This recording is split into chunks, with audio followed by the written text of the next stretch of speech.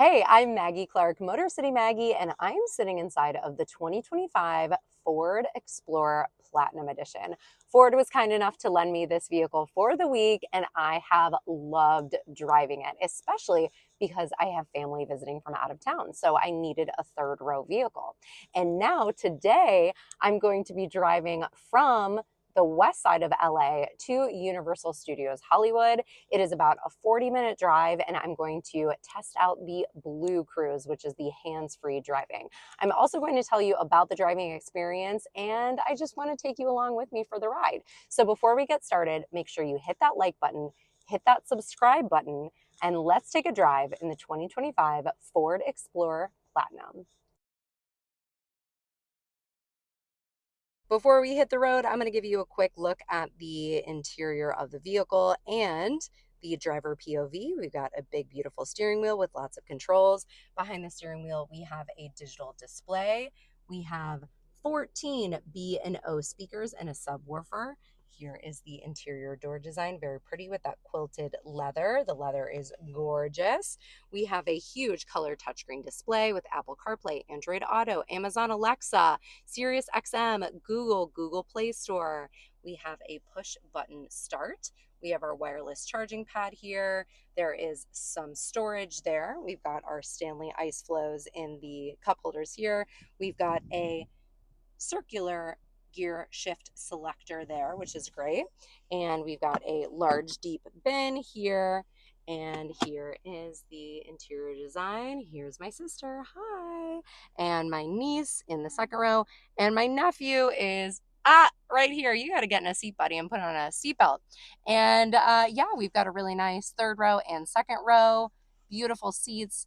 We can also get a bench seat in the center row on the Explorer. And here is the beautiful panoramic moonroof. And there's so much more I want to tell you about, but we're going to hit the road and head to Universal Studios. Let's go. We are merging onto the famous 405 in Los Angeles, and there's always traffic on the 405. There's always a backup, and it is the perfect place for me to use Ford's BlueCruise because adaptive cruise control is so helpful when you're in stop and go traffic or slow crawling traffic because it reduces driver fatigue. You don't have to put your foot on the brake. You don't have to accelerate. Of course, you have to stay alert always in case things happen, which they often do. People cut you off and things change, but it does help a lot. The advanced driver assistance systems that Ford has are great. There's the lane centering, lane keep assist, blind spot monitor, pre-collision system. So many great safety features that are going to help you get to your destination safely and confidently.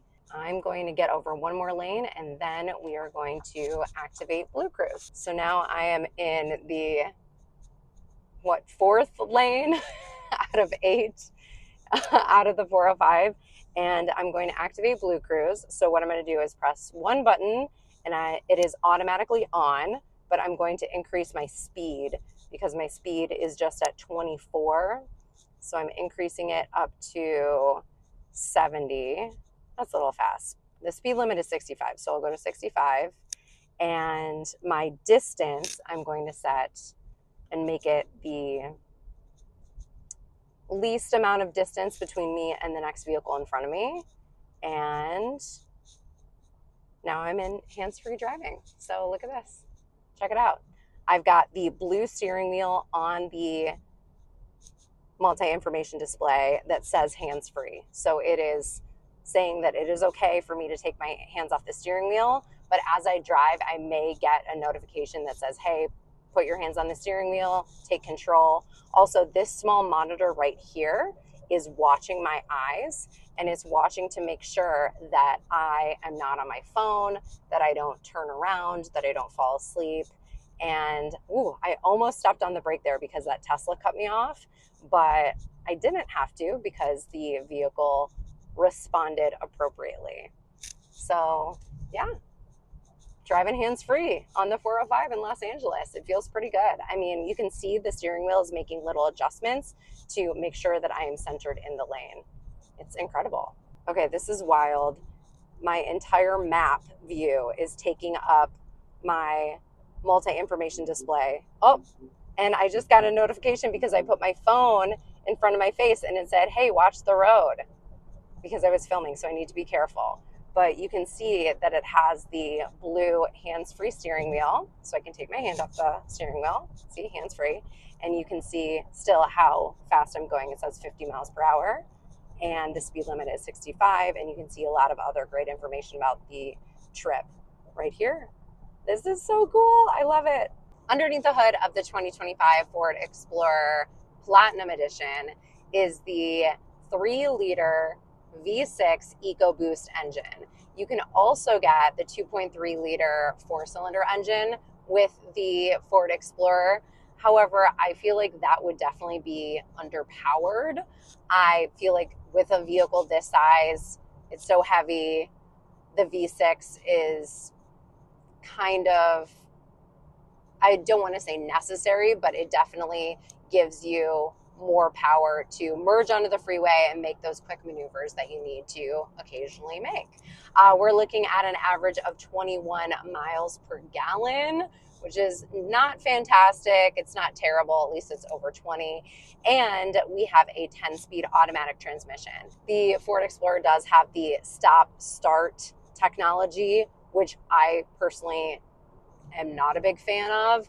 I feel like you really do feel the vehicle shudder when the combustion engine turns off and then turns back on when you are stopped at a stoplight or a stop sign, but it only happens when you do come to a complete stop. And I know that's for efficiency, to increase the gas mileage a little bit, but I don't feel like it's very comfortable, and I think it is a little jerky feeling. Oh, I gotta get over it. So there is a blind spot monitor, but there is no digital rear view camera. So I would like to see that on the Ford Explorer.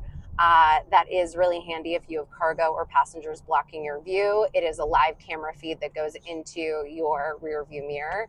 And I'm not seeing that on this vehicle, and that would be nice to have.